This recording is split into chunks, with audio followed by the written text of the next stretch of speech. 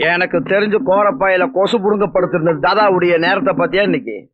வயிறு எரிஞ்சு பிரயோஜனம் இல்ல, அதுக்கெல்லாம் ஒரு தர்த்தரம் வேணும். அந்த தரித்திரத்தையே நமக்கு சொந்தமாக்கிட்டோம்னா? நானும் எவ்வளவு முயற்சி பண்ணி பார்த்தப்பா, தர்த்தரம் தான் பிடிக்க மாட்டேங்குது. அதுக்கு நான் ஒரு ஐடியா வச்சிருக்கிறேன். என்ன ஐடியா? லெக்கு தாதாவுக்கு பணத்தை வாரி கொடுக்கிற அந்த தரித்திரம் பிடிச்ச காலையே நமக்கு சொந்தமாக்கிட்டோம்னா அதிர்ஷ்டம் நமக்கு சொந்தமாயிரும். காலை சொந்தமாக்க போறியா? ஆமா. கொலை பண்ண போறியா?